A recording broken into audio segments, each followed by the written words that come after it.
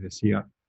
Hoy vamos a continuar con los delitos contra la libertad en la parte de estos delitos que tienen que ver con el resguardo material, la intimidad personal. O sea, la libertad se manifiesta, y habíamos visto al principio de este título, que la libertad se manifiesta de una manera positiva o proactiva, para decirlo de una manera, donde la persona decide autodeterminarse en el espacio, decide qué hacer, esa decisión la transforma o la traduce en una manifestación corpórea, es decir, en una libertad de movimiento que constituye el primer bien jurídico protegido en esta parte de los delitos contra la libertad. Todo eso nosotros lo transitamos a través de los delitos que consisten en una privación de la libertad personal, de la libertad de movimientos, como la reducción a servidumbre, como el secuestro, como la privación ilegal de la libertad, como este, otros delitos, y después pasamos a una segunda etapa también de esa parte de la libertad, que es la libertad positiva, proactiva, que viene después en la libertad de movimiento, que era la formación de la voluntad de esa libertad, es decir, el paso previo a que esa libertad se manifieste. Así que en esa circunstancia nosotros vimos los delitos que tienen que ver con las coacciones y con las amenazas que afectan ya no la expresión de la libertad como movimiento corporal dentro del espacio, sino en la formación de la voluntad que va a llevar después a la acción del sujeto en ejercicio de su libertad. Ahí vimos nosotros los delitos de coacciones, los delitos de amenazas, que afectaban justamente la libertad psíquica del sujeto. Hoy vamos a ver otro aspecto de la libertad, que es un aspecto muy importante, que tiene que ver con el ámbito material de reserva de la intimidad del sujeto. Es decir, hay un espacio dentro de nuestra vida, dentro de nuestra libertad, que nosotros mantenemos reservado, no tanto como secreto, como incorrectamente dice el capítulo siguiente que vamos a ver después, sobre la violación de la intimidad y del secreto, el secreto y la intimidad, no como secreto, sino por lo menos reservado a un número determinado de personas a las cuales nosotros nos interesa que puedan llegar a conocer este aspecto de nuestra vida o de nuestra personalidad, sobre todo porque la libertad constituye en sí una manifestación de la personalidad. Nosotros tenemos una manifestación de la personalidad hacia afuera, es decir, que la expresamos, que la ponemos en conocimiento del mundo a través de obras, de acciones, de eventos, de circunstancias que nosotros realizamos a la vista de todos, o por lo menos que pueden llegar a ser potencialmente de público conocimiento. Pero hay otro aspecto de nuestra personalidad donde se desarrolla nuestro ser, donde evoluciona nuestra persona. Ese ámbito es un ámbito privado en el cual nosotros decidimos y elegimos el ejercicio de esa libertad de mantener en un ámbito de privacidad. Y esa privacidad puede consistir en un aspecto material y en un aspecto inmaterial. El aspecto material consiste indudablemente en el espacio material, físico, donde nosotros reservamos nuestros aspectos íntimos que hacen el desarrollo de nuestra personalidad, y ahí nosotros estamos hablando de lo que la ley penal identifica como el domicilio, ¿no? Nuestro espacio material de resguardo de nuestra personalidad. Después, hay aspectos de nuestra personalidad que también deben permanecer en secreto, o que nosotros pretendemos que no se conozcan a un número indeterminado de personas, pero que no constituyen un ámbito material, sino inmaterial. Y ahí estamos hablando de datos, de secretos, de datos sensibles, de circunstancias que no constituyen algo físico, algo material, pero que indudablemente nosotros, por elección, por ejercicio propio de la libertad, decidimos que queden reservados. Y ahí es donde nosotros hablamos del secreto, ¿no? En realidad, el secreto es el objeto del delito, que es ese espacio de intimidad inmaterial que nosotros pretendemos que no se conozca, y la intimidad personal es el bien jurídico protegido en el otro capítulo. En este capítulo, nosotros vemos el espacio material de la intimidad, es decir, el lugar físico donde resguardamos nuestras cosas, nuestra vida en sociedad, nuestra vida personal, y que la ley penal lo ha identificado como nuestro domicilio. Y lo ha identificado como nuestro domicilio, la ley penal, porque tiene como fuente principal el artículo 18 de la Constitución Nacional, que hace referencia a la protección o la inviolabilidad del domicilio y de los papeles privados. Entonces, más o menos por ahí es por donde va a recorrer nuestra explicación de hoy. No es una explicación muy larga, para que ustedes entiendan, es bastante corta. Yo pretendería terminar con lo que es secreto e intimidad personal el jueves, y lo que es también el secreto profesional, que es otra parte importante de ese aspecto, para que el jueves darles un trabajo práctico para que resuelvan. Pero tenemos que haber transitado todos estos temas para que el trabajo práctico ustedes lo puedan realizar de manera correcta. Así que probablemente hoy vamos a ver lo que tiene que ver con la violación del domicilio, con el allanamiento ilegal, las circunstancias exceptuadas, estos aspectos, y veamos el jueves lo que tiene que ver con la violación de la correspondencia o de la comunicación electrónica, lo que tiene que ver con el otro aspecto de digamos, del mandato constitucional que hace a la inviolabilidad del domicilio, como les decía, y de los papeles privados. Así dice la Constitución. Es decir, la Constitución habla de la inviolabilidad del domicilio, de los papeles privados, y que una ley, que una ley va a regular, dice la Constitución, digamos, en esta cuestión. Les pregunto algo. ¿Mi imagen se ve? ¿Se ve mi imagen? O sea, ¿a mí se me ve?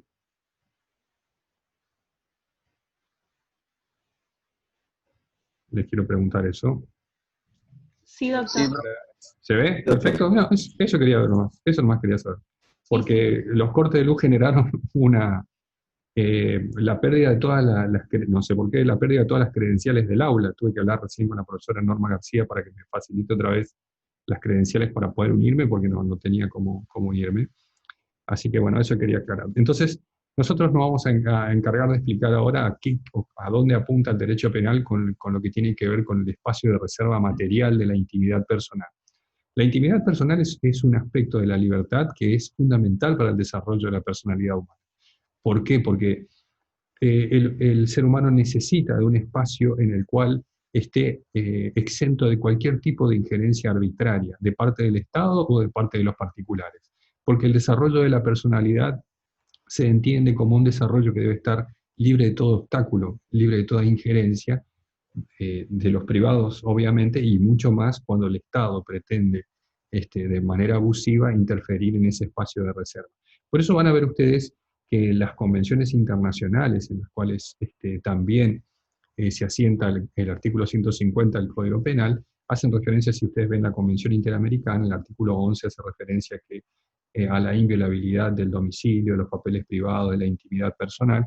Es decir, es un derecho, la intimidad personal es una de las caras de la libertad. Digamos, habíamos visto la libertad como una especie de figura, un poliedro de muchas caras. Bueno, la intimidad personal también es una cara de ella, a la cual el Estado no tiene derecho a afectar o intervenir, más allá si lo hace solamente con una justificación que siempre consiste en una ley que haya regulado las formas en las cuales el Estado puede irrumpir en el domicilio de una persona y violar ese aspecto privadísimo que constituye la intimidad personal.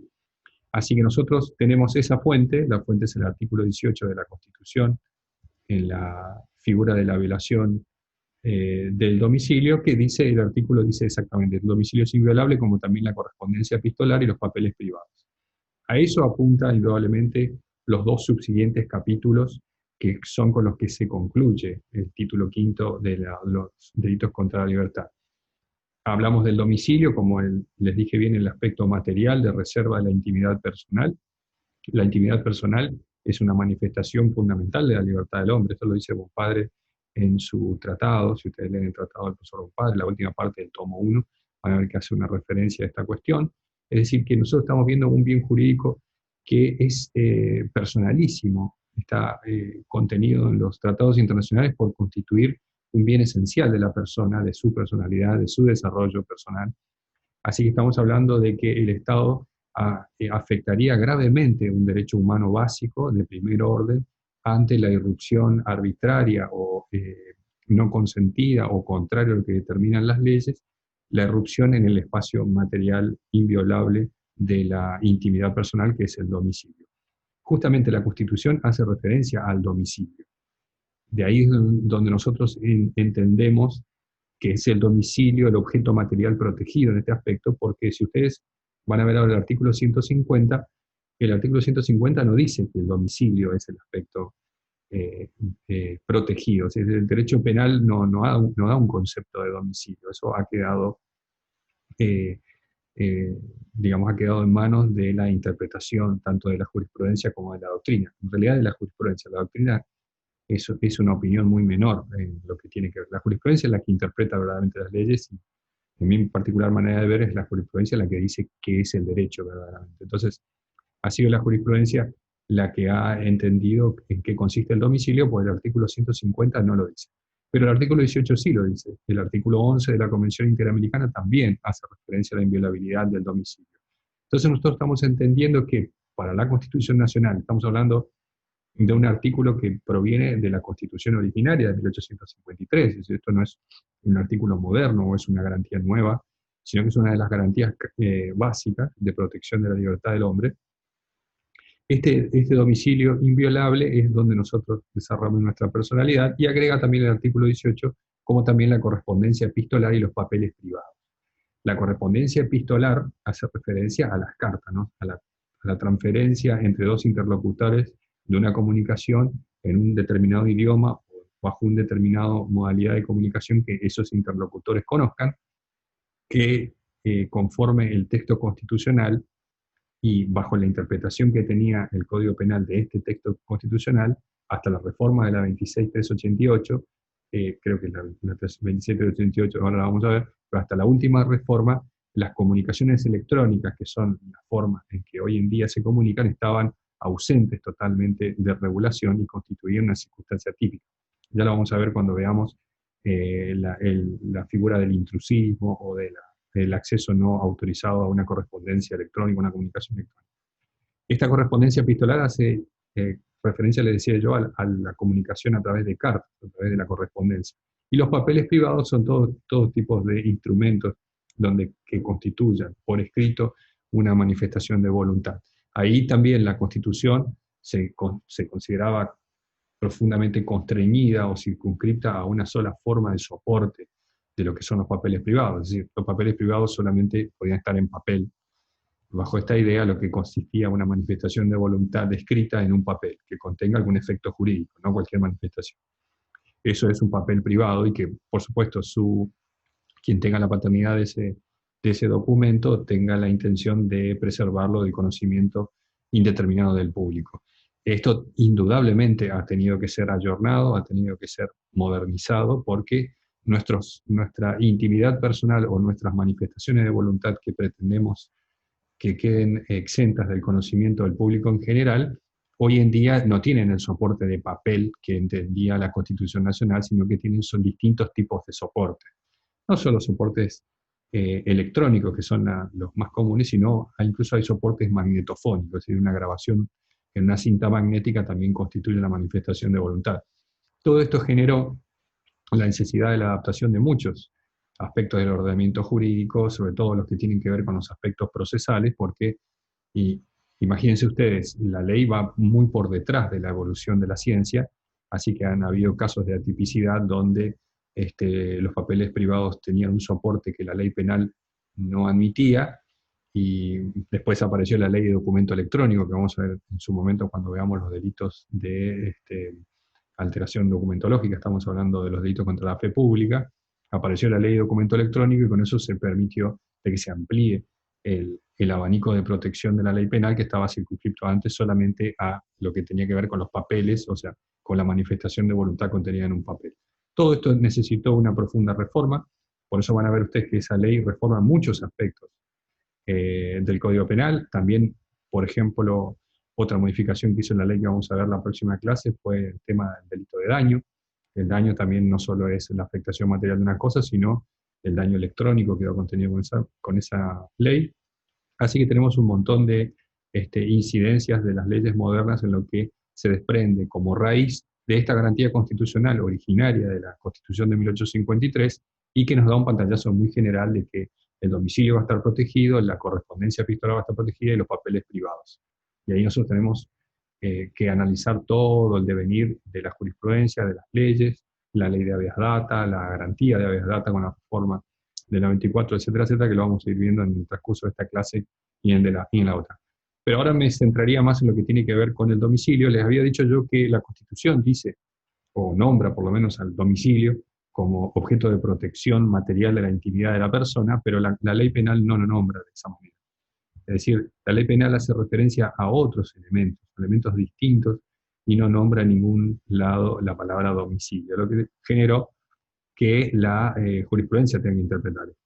Si nosotros queremos identificar un bien jurídico, la doctrina tiene, y la jurisprudencia tiene comúnmente aceptada que el ámbito material de intimidad personal es el bien jurídico protegido. Estamos hablando del espacio físico material donde se resguarda la intimidad personal del sujeto como manifestación, si se quiere, negativa o manifestación negativa así del derecho a la libertad. Así que el ámbito material sería, para que ustedes piensen en el ámbito material, tienen que pensar en las cuatro paredes, en la lona de una carpa, en el camarote del barco, en las dependencias adjuntas, en un garage, o en el lugar, en la casa de negocio, el atelier del artista, etcétera. Todos esos ámbitos materiales que la ley ha pretendido resguardar. Y si ustedes ven aquí, tengo una pequeña definición que dice que se trata de un delito que tiende a lesionar un bien jurídico de libertad. El bien jurídico es la libertad, pero concretamente la realización de la conducta descrita ataca la libertad de autodeterminación del ser humano en nuestro ámbito, que goza el derecho constitucionalmente reconocido de poder decidir quién ingresa, quién no a su principal espacio de intimidad, es decir, de su domicilio. Lo que está diciendo aquí, esta breve referencia que yo puse aquí como disparador, es que el delito consiste en su dinámica al derecho que tenemos nosotros, como ejercicio de nuestra libertad personal, a repeler todo intento injustificado o contrario al ordenamiento jurídico de que alguien irrumpa en nuestro espacio material de reserva de intimidad. Porque ustedes verán más adelante que el tipo penal consiste en ingresar, ¿no? La violación de domicilio consiste en entrar, en ingresar. Así que nosotros tenemos ese derecho como de manifestación de nuestro derecho de libertad a repeler todo intrusismo en nuestro espacio material. No tengo por qué yo eh, autorizar o consentir bajo ningún aspecto que una persona ingrese en mi espacio de intimidad. Y eso es lo que se denomina en derecho, no solo en el derecho penal, sino en el derecho civil, ya bien tiene un antecedente en el derecho romano, se denomina derecho de exclusión, ¿no? El derecho de exclusión. Para que ustedes lo entiendan más o menos, verán, habrán visto en algunos locales públicos, y ahí está la gran discusión que se dio en la doctrina española hace muchísimos años, si, digamos, la casa de negocio implica, o la protección que tiene que ver con la penal con la casa de negocio implica también los locales que son abiertos al público. Van a ver ustedes que los locales que son abiertos al público tienen una leyenda que dice la casa se reserva el derecho de admisión, ¿no? Ese derecho de admisión que se reserva la casa, que quiere decir, mire,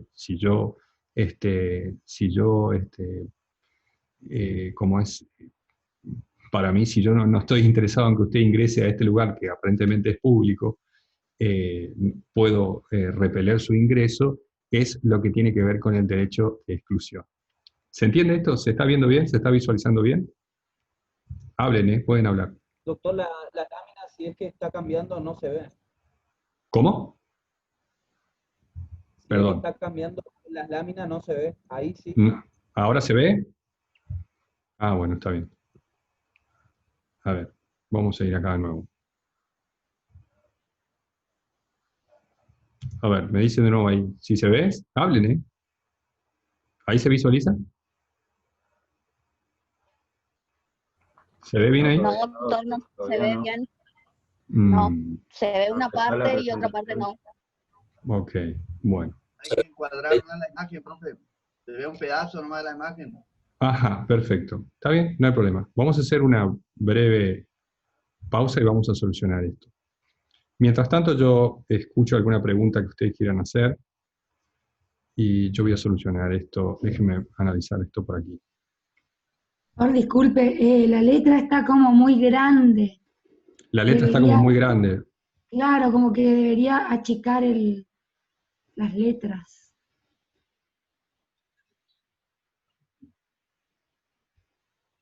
Vamos a ver si lo podemos solucionar.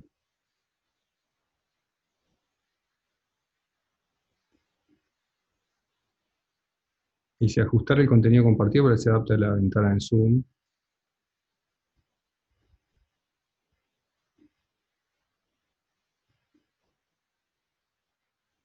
Perfecto. Vamos a probar ahí. Vamos a volver a compartir pantalla.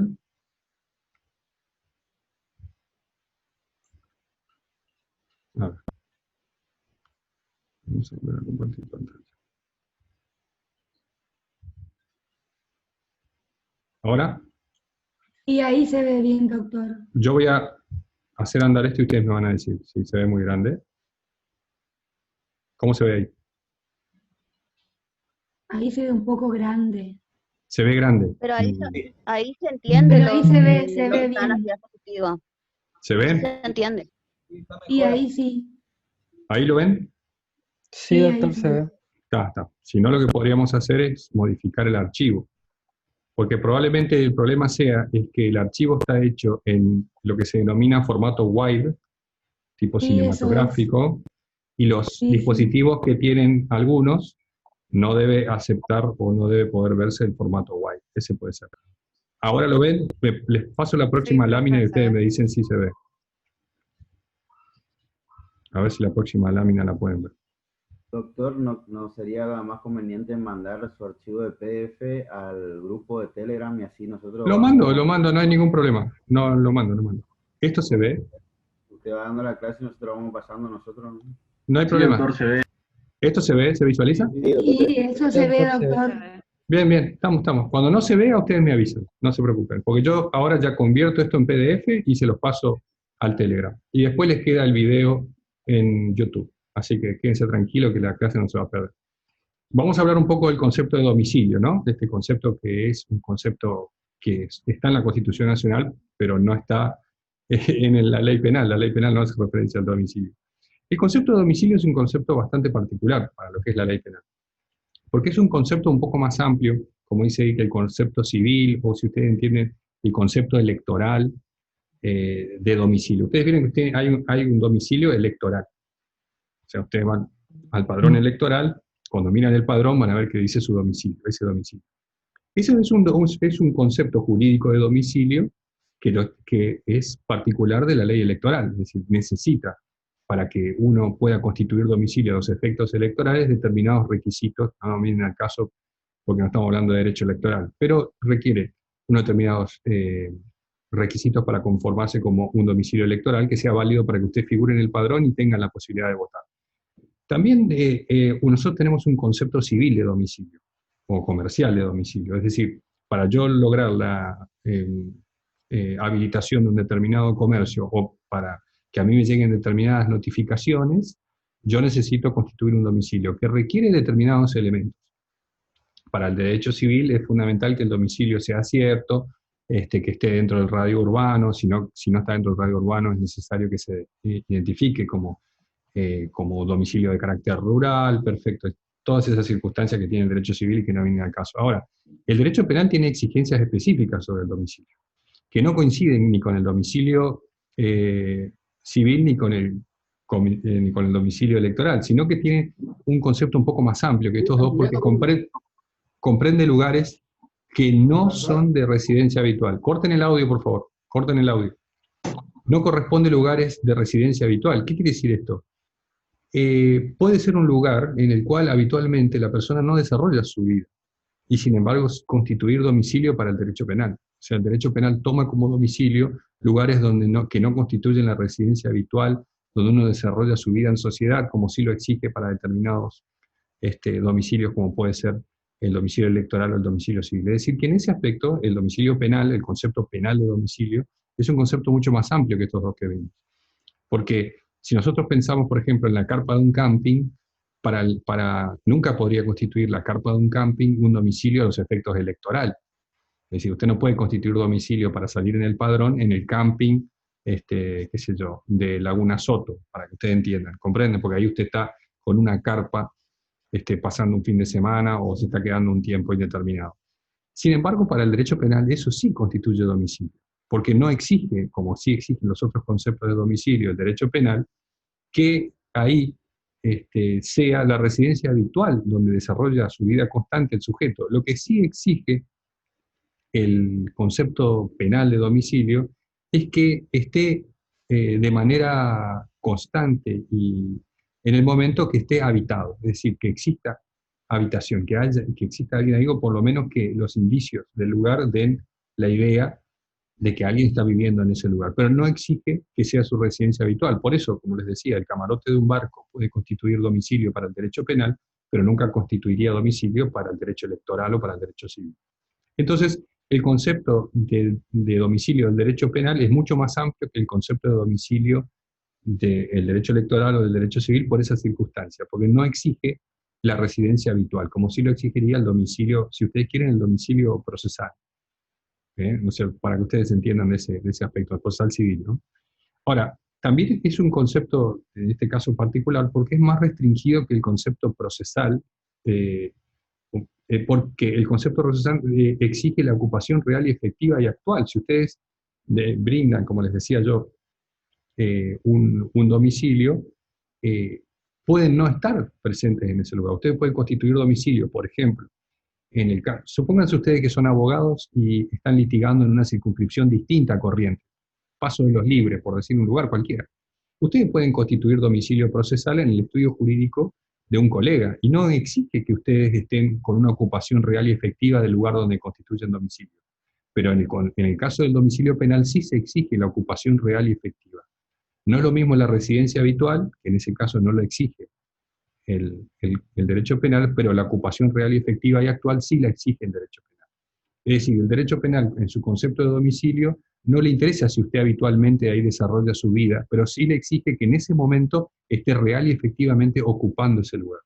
Por lo tanto, el domicilio procesal que ustedes constituyen en un estudio jurídico en Paso de los Libres no requiere para eso que usted esté actual o efectivamente en ese lugar todos los días. Para el derecho penal sí. Si usted no tiene ocupación real, efectiva y actual, no es domicilio para el derecho, no es domicilio para el derecho penal. ¿Comprenden la diferencia? Y estos domicilios que no están explicados en la ley penal, porque no dice la palabra domicilio, están identificados por el legislador bajo 4 conceptos que constituyen esta idea de reservorio material de la intimidad personal del sujeto. Son la morada, la casa de negocio, las dependencias y el recinto habitado, para que ustedes comprendan. Esos son los 4 conceptos que podrían reunirse bajo la figura de domicilio, en el caso del domicilio para el derecho penal, pero que participan de estas características que yo le acabo de explicar y resumo. Es más amplio que el concepto civil porque no exige la residencia habitual, no hace falta que usted esté habitualmente, o sea, desarrolle constantemente su vida ahí, pero es más restringido que el concepto procesal porque exige que real y efectivamente usted esté habitando en el momento, en el cual se produce ¿qué? El hecho, ¿no? La acción que es la de entrar en este caso.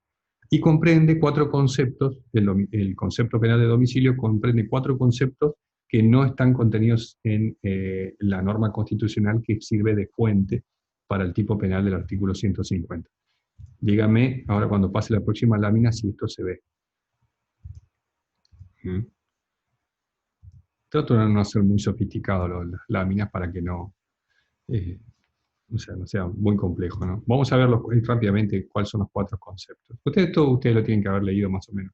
Cuando nosotros hablamos de morada, hablamos del lugar donde la persona realiza su asiento normal o el desarrollo normal de su vida, ¿no? De su vida personal o de su vida, de su vida en libertad. Es decir, el desarrollo de su personalidad se da dentro de ese espacio que el Código Penal ha determinado como morada, dentro de un concepto más amplio que es abarcativo de todos estos elementos, que es el concepto de domicilio penal. La morada entonces es el lugar donde habitualmente el sujeto desarrolla su vida. Y estamos hablando de la casa de uno, ¿no? Ya sea alquilada o sea propietario, eso no interesa, no hace a los efectos penales, pero donde uno desarrolla su vida habitual es lo que el tipo penal considera como morada.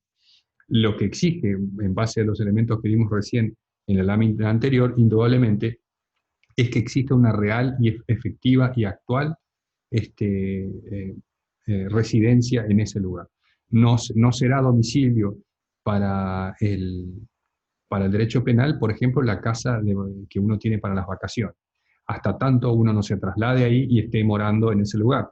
Pero ya no constituiría bajo el concepto de morada, sino que se trasladaría probablemente al concepto de recinto habitado, porque usted no desarrolla en la casa en la cual usted se va en las vacaciones, no desarrolla su vida habitual o constante en libertad, pero sí es un recinto en el cual circunstancialmente usted está desarrollando su vida, que es el concepto de recinto habitado. Es decir, recinto habitado es un espacio de intimidad, de protección material de la intimidad, que la persona está ocupando de manera accidental y por un tiempo determinado. En el caso de la morada, la habitación es permanente y de carácter indeterminado y se desarrolla habitualmente la vida ahí, en ese lugar. Entonces, si ustedes tienen una casa, o una persona que tenga una casa donde realiza su vida habitual y a la vez tiene una casa en las sierras, donde va los fines de año a pasar ahí las fiestas o las vacaciones, tenemos dentro del mismo concepto de domicilio penal dos elementos: la morada, el lugar donde habitualmente desarrolla su vida en libertad, y el recinto habitado, que podría constituir esa casa. También es recinto habitado todo lugar donde el sujeto esté habitando actual y efectivamente. Puede ser una carpa en un camping, como dijimos recién, puede ser el camarote de un barco, puede ser una casa rodante atada como tráiler a un vehículo, etc. Lo que sí no constituyen domicilio a los efectos penales son el vehículo, el interior del vehículo, los templos, por ejemplo. Esos elementos han sido excluidos por la jurisprudencia. Ustedes vieron algunos casos particulares donde la persona se atrinchera dentro de su vehículo y dice, no me saquen de aquí porque sería violación de domicilio. Bueno, pero la jurisprudencia no constituye ni morada ni recinto habitado, mucho menos casa de negocio o dependencia. Por lo tanto, bajo el concepto del derecho penal no hay aquí domicilio penal. Las dependencias son espacios accesorios que están inmediatamente unidos a lo que podría ser el recinto habitado o la morada. Es decir, que son espacios que sirven de elementos accesorios. Estamos hablando de sótanos, estamos hablando de garage, estamos hablando, por ejemplo, ustedes tienen una casa, esto les voy a dar una explicación más gráfica para que se entienda. Ustedes tienen una casa con un patio, bueno, el patio descubierto o cubierto constituye dependencia. Ustedes tienen un cuartito en el fondo, vieron el cuartito de la chuchería, donde se guardan las cosas que uno por acumulador no quiere desprenderse, o donde se guardan herramientas, eso constituye dependencia. Por lo tanto, una acción de intrusismo en ese lugar también constituye una violación de domicilio. Y por último, la casa de negocio es donde el sujeto no desarrolla su vida en libertad, pero sí desarrolla una actividad que puede ser distinta a la vida común que realiza en la morada, pero que puede ser de carácter comercial, artístico o de otra índole, que puede estar reservado a un número determinado de personas de su ingreso, pero no puede ser un lugar que esté indeterminado el ingreso, es decir, como un pub o como un boliche o como un restaurante. Eso, en ese caso, no estamos hablando ahí de casa de negocio que tiene acceso ilimitado. Esto es una discusión muy profunda en la jurisprudencia. Hay muchos fallos contradictorios en este aspecto. Hay algunos autores que han incluso identificado a la casa de negocio con los restaurantes, o con los boliches o con los bares, en los cuales las personas pueden ingresar de manera indeterminada, pero a mí me parece más correcto que en esos casos, en donde está el cartelito de la casa se reserva el derecho de admisión, en esos casos no estamos hablando de casa de negocio, porque el acceso es indeterminado, es irrestricto al público.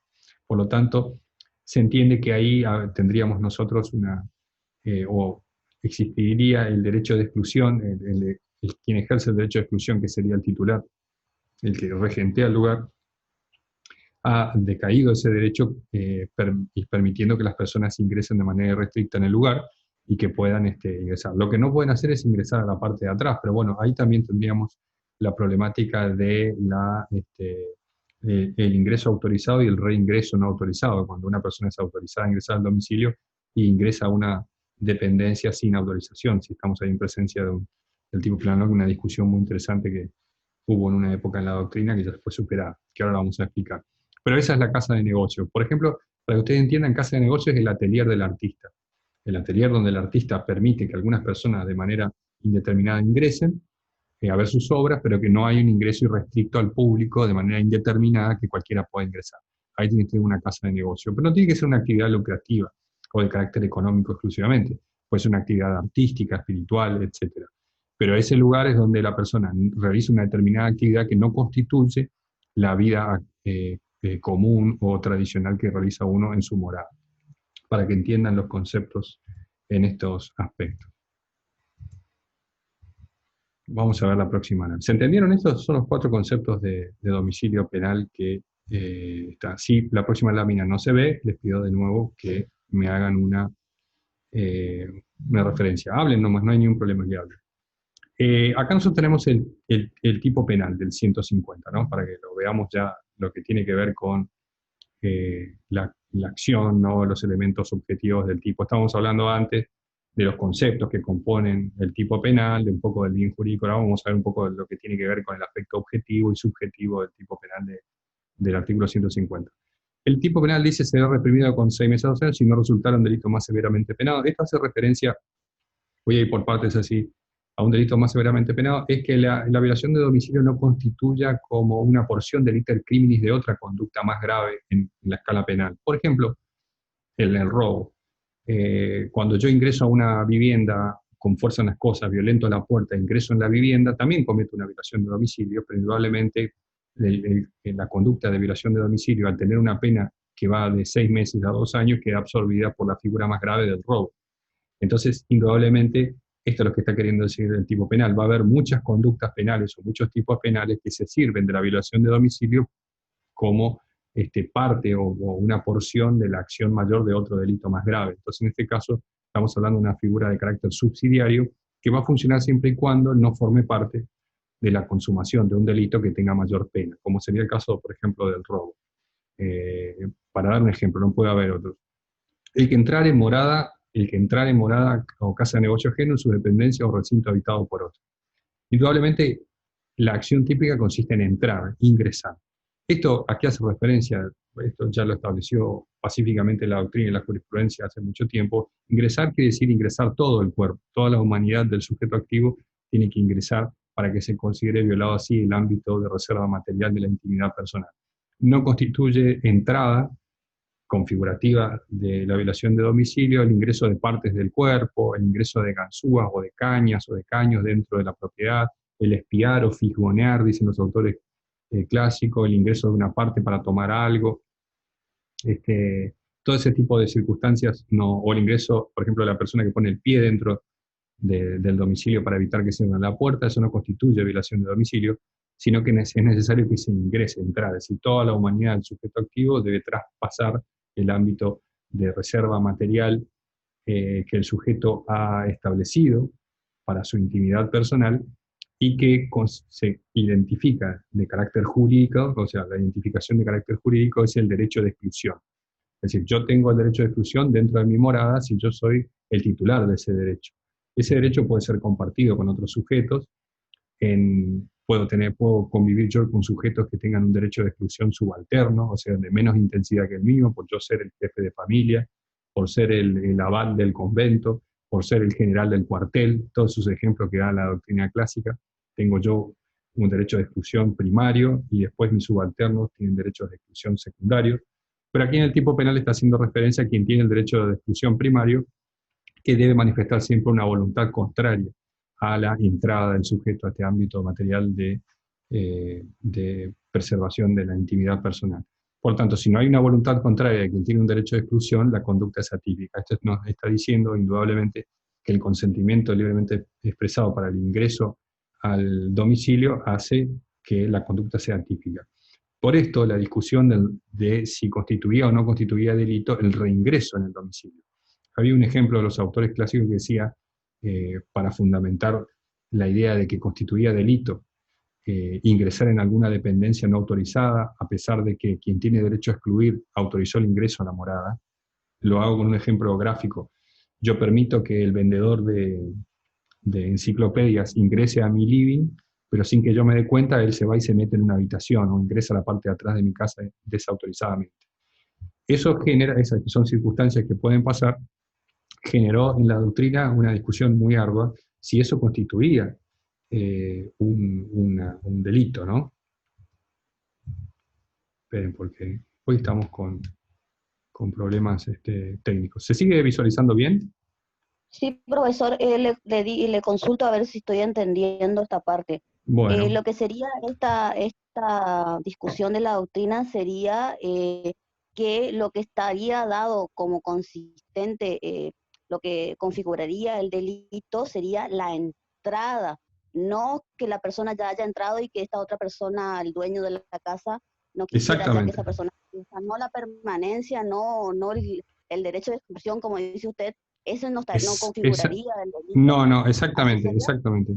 exactamente, porque la discusión era si el ingreso, en la autorización de quien tiene derecho a excluir, autorizó el ingreso a la morada, si el ingreso en otra dependencia constituía a la vez digamos, una retipificación.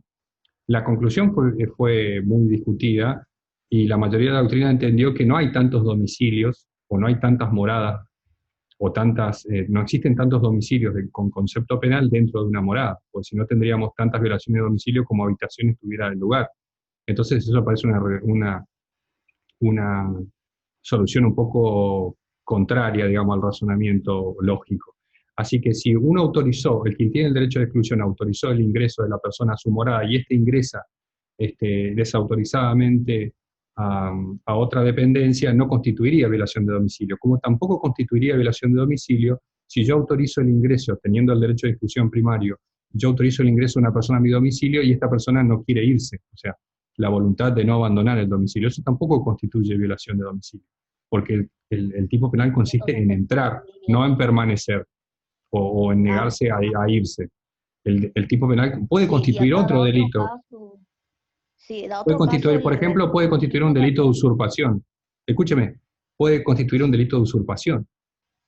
El hecho de que la persona que ingresó no se quiera retirar, pero no va a constituir nunca violación de domicilio. Sí, ¿qué me decía? Sí, entiendo, doctor. Bueno. Con respecto al otro caso que decía acá el doctor Bompadre, del tema de la persona, el esposo que entra a una morada que no se puede decir que es ajena porque Y él bueno, puede ir. ese es un caso de la jurisprudencia y que la doctrina trató de resolver, es el caso de las personas que están, para que ustedes vean acá en el cuadro que espero que se esté visualizando, lo que consiste en violación de domicilio es el ingreso a la morada, la casa de negocios, la dependencia o recinto habitado ajeno. Eso es un elemento fundamental del tipo, la ajenidad de la morada, o sea, la ajenidad del domicilio, para entenderlo de manera conceptual. Por lo tanto, si yo estoy ingresando desautorizadamente a mi propio domicilio, no estaría cometiendo el delito. Y ahí se planteaban los casos, las personas que están divorciadas o con separación de hecho, hoy actualmente con los problemas que tenemos con violencia de género, las personas que tienen las medidas de resguardo, de alejamiento del hogar, que se conocen vulgarmente de esa manera. En el caso de que exista una medida de alejamiento del hogar, sí es una figura de violación de domicilio porque hay en ese caso una norma específica, mejor dicho, una resolución de carácter judicial que impide que la persona ingrese por más que el domicilio sea propio. Es decir, ahí estaríamos nosotros la fuente para decir que no es un tipo penal. Pero si el domicilio es la propiedad del domicilio o incluso el derecho de exclusión es compartido entre la pareja, y yo ingreso, por ejemplo, a una pareja, un miembro de la pareja lo echa a la otra persona, o esta se va después de una discusión, y después quiere volver a ingresar, y el otro manifiesta la voluntad de exclusión, no estaría cometiendo el delito porque el domicilio no es ajeno, por más que tenga derecho de exclusión, porque en este caso estaríamos hablando tendríamos que analizar nosotros si el derecho de exclusión está en igual, en igual término, ¿no? Si tendríamos lo que se denomina en doctrina la equivalencia en el derecho de exclusión.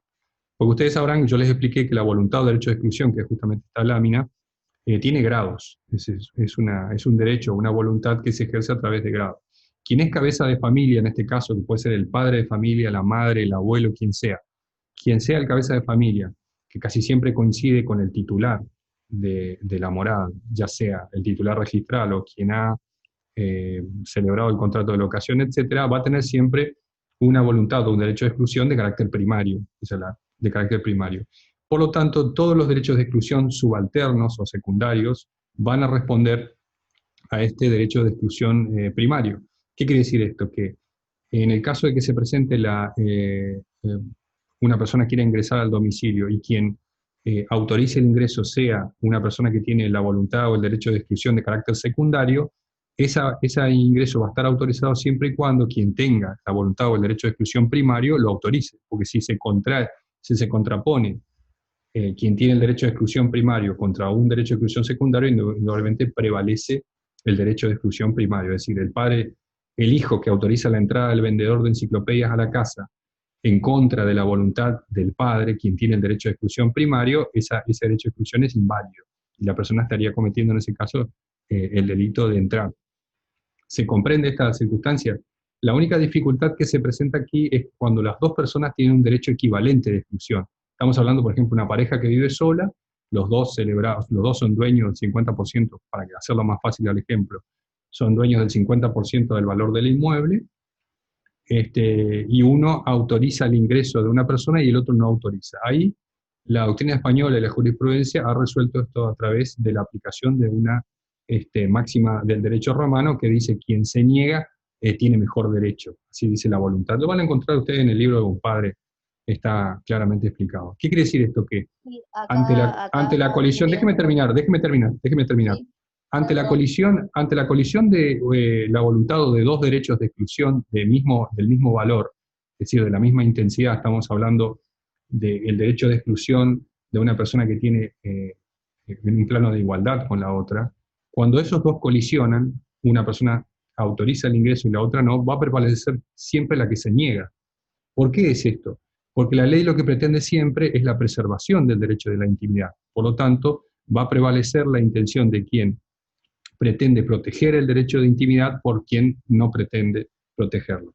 Por eso, en el caso de que existan voluntad o derecho de exclusión equivalente, cuando uno se niegue, se aplicará la norma romana que hacía referencia a quien se niega o quien se opone es de mejor derecho. Quiere decir que va a prevalecer el derecho o voluntad de exclusión de quien se niega.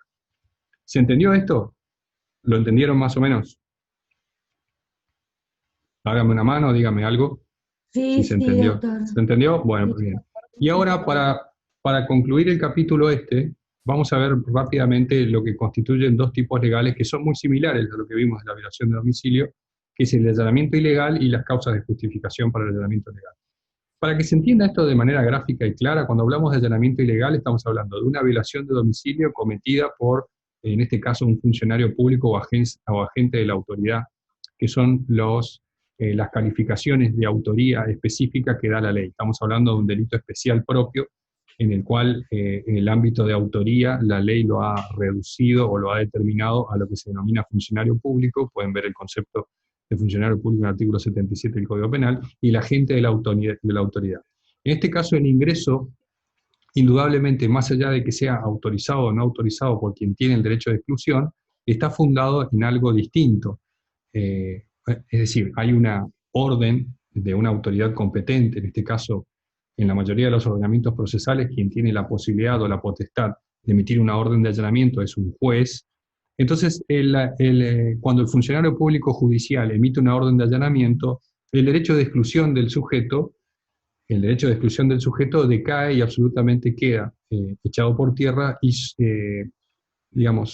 supervive la orden judicial en este caso. ¿Por qué es esto? Porque la garantía constitucional donde se fundan este tipo de protección del domicilio hacía referencia a que el domicilio es inviolable, tanto como la correspondencia epistolar y los papeles privados, siempre que, o dejaba esta inviolabilidad del domicilio sujeto a que no exista una ley que regule los casos en los cuales se podrá violentar esta garantía siempre que exista una justa causa o que exista una causa legal que lo amerite. ¿Qué quiere decir esto? Que el derecho a la protección al ámbito privado material de la intimidad, como es el domicilio, no es un derecho absoluto.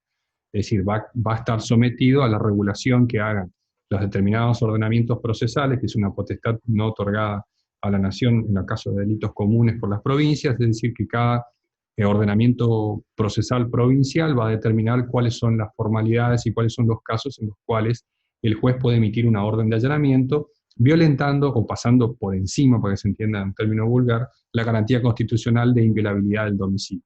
Y esto es lo que establece el artículo 151.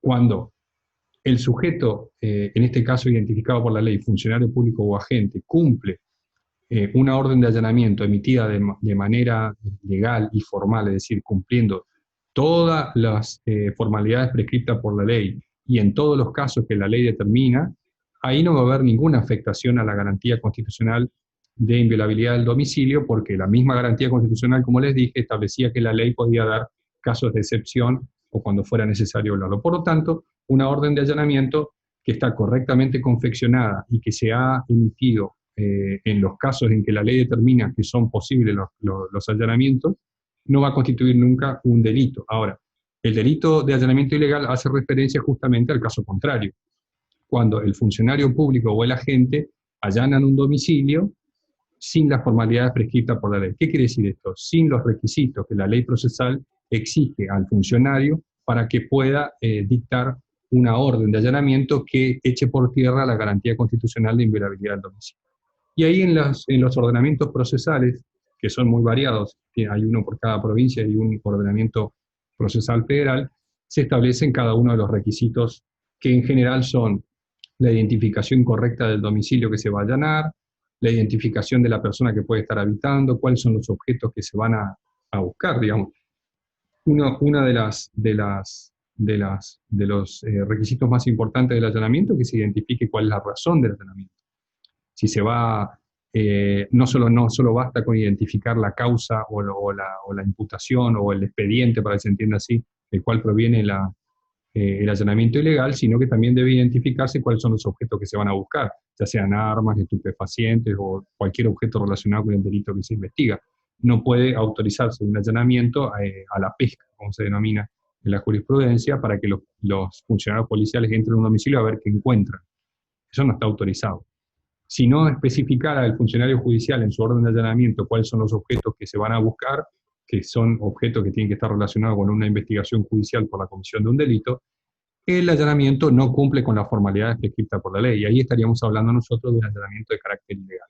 Lo mismo sucede en los ordenamientos procesales que establecen un horario específico para el allanamiento. Hay algunos ordenamientos, no todos, que solamente autorizan los allanamientos en los domicilios en una hora determinada, dicen, desde que sale hasta que se pone el sol, es decir, que no autorizan allanamientos de carácter nocturno, ¿no?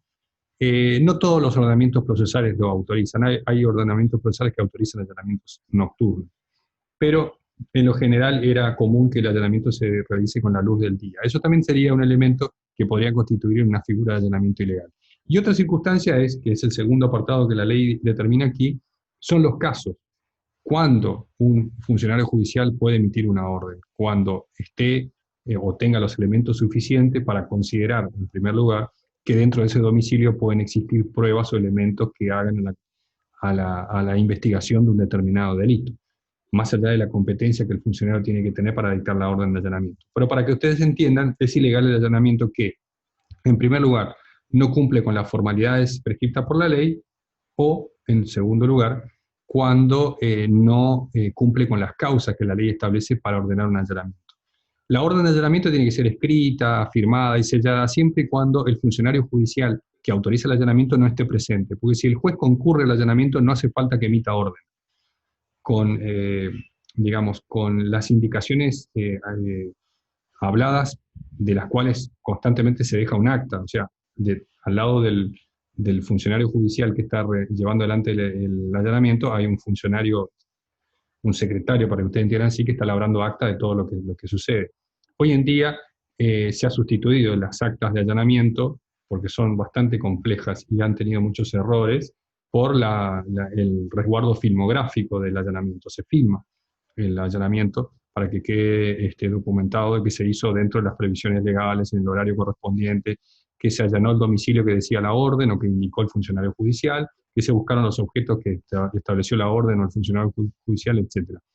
Pero ahí nosotros tenemos una figura de allanamiento ilegal cuando no se hace respetando las prescripciones legales o fuera de las causas que la ley establece para los allanamientos. Y por último tenemos el artículo 152 que hace referencia a lo que se denomina las causas de justificación. Acá estamos hablando nosotros de lo que se denomina delito en flagrancia o causa extrema de justificación de allanamiento. Por ejemplo, la policía va en persecución de un grupo armado, de un grupo de delincuentes, y estos delincuentes ingresan a una casa. No hay tiempo, indudablemente, desde el punto de vista razonable, para que los funcionarios policiales llamen al juez en turno y le pidan la autorización para el allanamiento, y que el juez en turno emita la orden, llegue y se notifique, etc. Así que en estos casos que la ley establece como evitar un mal grave a sí mismo, es decir, los sitios expresados, si ustedes leen la disposición de los artículos anteriores, no se aplicará al que entrar en los sitios expresados para evitar un mal grave a sí mismo. Es decir, lo que estamos hablando es el grado del MAE para los moradores, ¿no? Cuando habla a sí mismo, es decir, para evitar que se fuguen los delincuentes, o, por ejemplo, en el caso, supónganse ustedes, en el caso de un domicilio que se está incendiando, van a tener que ingresar los bomberos para poder salvar los bienes o a las personas que están dentro del domicilio incendiado. Ahí no van a requerir una orden de allanamiento, y tampoco podría la ley imputarles por violación de domicilio, porque lo que están haciendo en ese caso es evitar un mal grave, ¿eh? A los moradores o a un tercero. Y ni el que lo hiciere dice para cumplir un deber de humanidad o prestar auxilio a la justicia. Tampoco sucede en el caso, como está en el caso del incendio, personas que están atrapadas dentro de una morada que se está incendiando, el funcionario del departamento de bomberos nos va a pedir una orden de allanamiento para no cometer el delito de violación de domicilio, para entrar a auxiliar a las personas. Lo mismo sucede con la persona que está auxiliando a la justicia, que en este caso son los agentes de seguridad. En ese caso, en estas circunstancias que establece el 152, nosotros estamos en una circunstancia atípica, ¿no? Atípica de conducta de violación de domicilio, porque la ley establece específicamente causas de justificación para estos casos. En realidad lo que podemos decir nosotros como conclusión es que la garantía constitucional del artículo 18 de preservación de la violación la violación del domicilio no es una garantía para nada absoluta, sino que consiste indudablemente en una garantía constitucional protegida por el artículo 150, pero que tiene causas de justificación y circunstancias en las cuales puede esa garantía decaer, ¿no? Ahora bien, lo que yo quisiera que ustedes entiendan claramente, o que estudien claramente, son los conceptos de morada, de casa de negocios, dependencias o recinto habitado, para tener bien en claro cuándo una es otra, para que no se les confunda en el caso práctico que yo les voy a dejar el jueves. El jueves yo les voy a dar un caso práctico que es bastante extenso para resolver, tiene muchas conductas el caso práctico, pero necesito que ustedes tengan un correcto conocimiento de los límites conceptuales de lo que es una morada, lo que es un recinto habitado, lo que es una casa de negocio, etc. El caso no solo comprende violación de domicilio, sino que también comprende la violación de secretos y de la intimidad, el acceso no autorizado a un banco de datos, etc., bastante variado. Así que eso vamos a ver el próximo jueves. Bueno, ¿alguna pregunta sobre esto?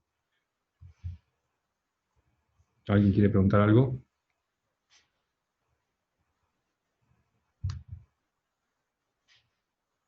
¿No hay preguntas?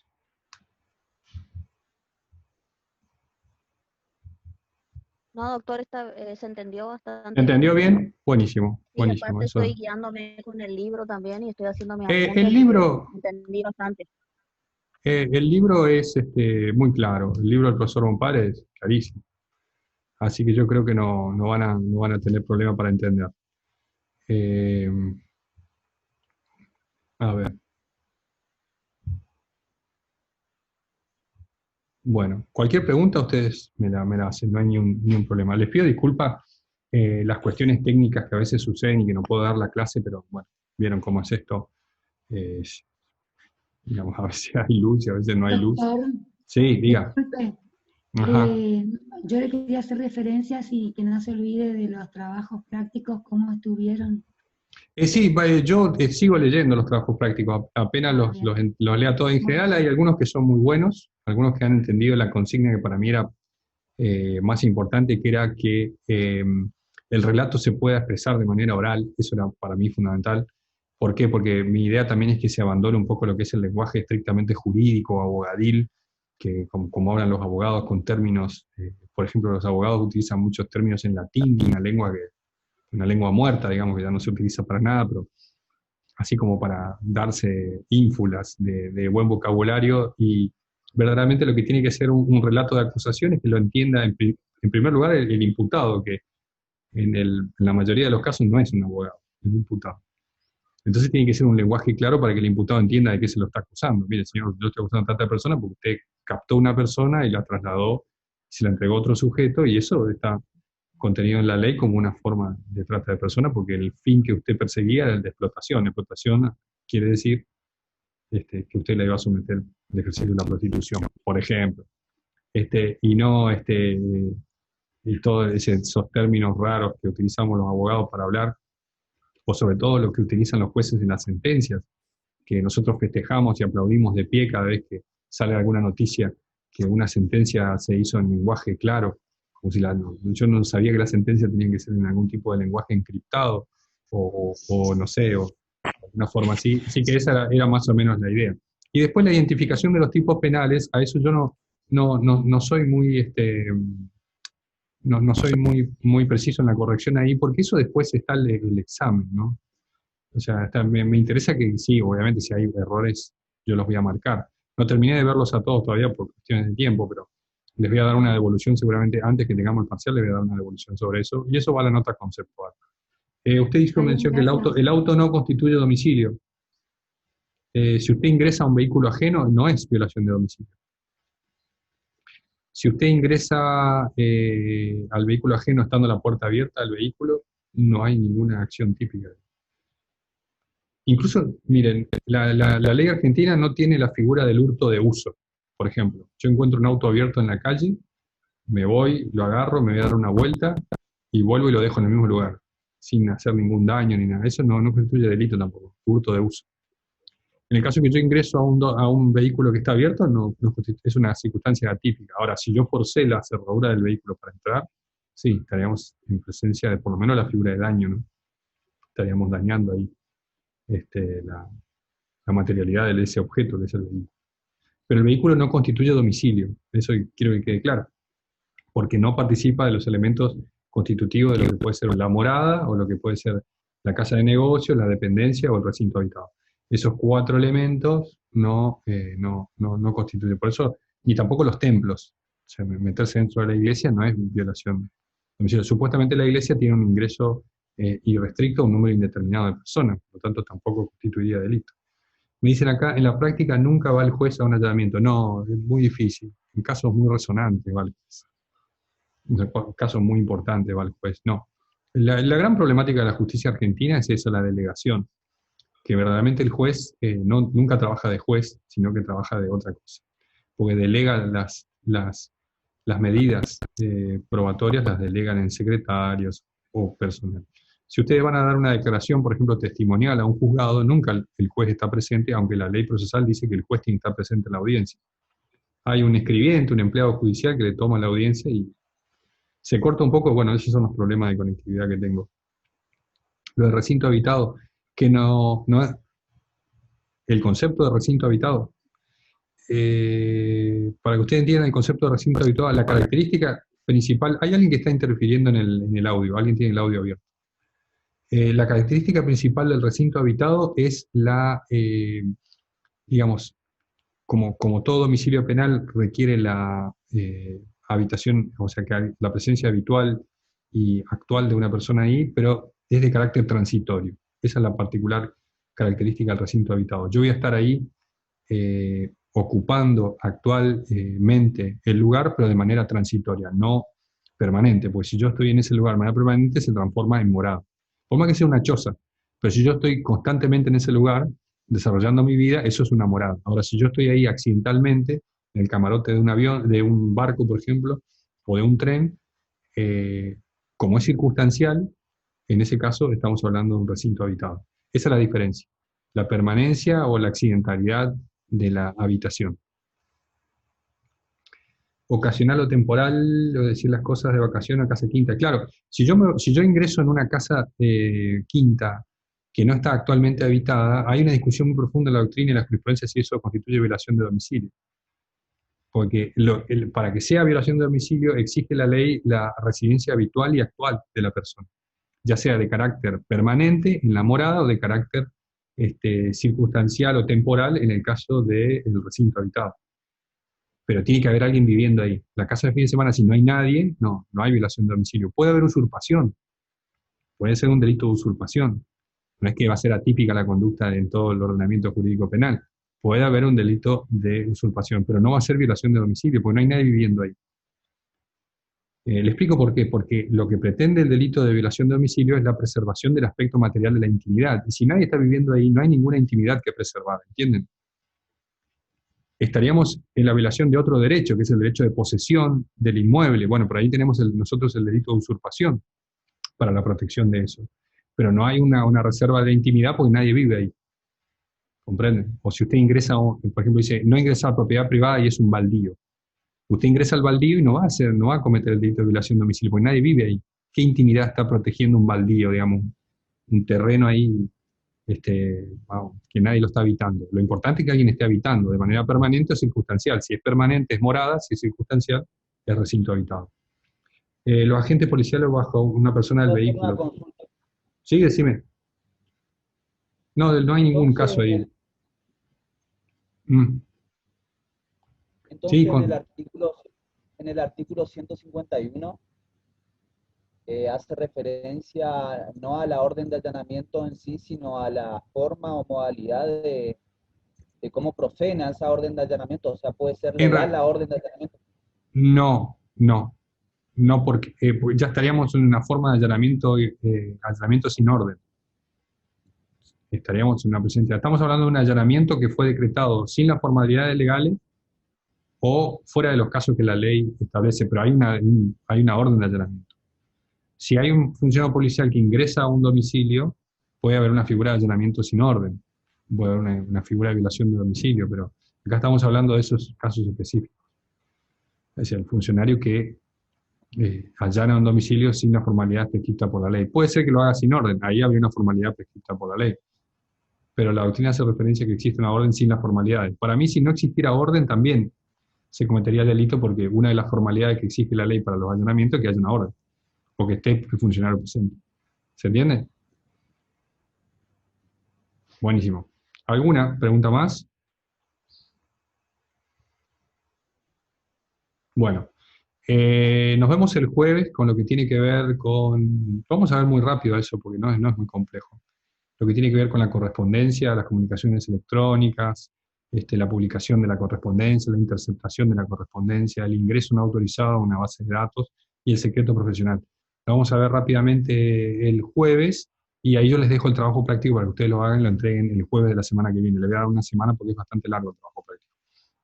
Así que bueno, gente, nos vemos el jueves y disculpa por los problemas técnicos que tienen que ver. Ahora yo les mando, si puedo, el PDF de esto y de lo que viene la clase que viene. ¿Les parece? Más tarde se los pongo en el Telegram. Nos estamos viendo. Hasta luego.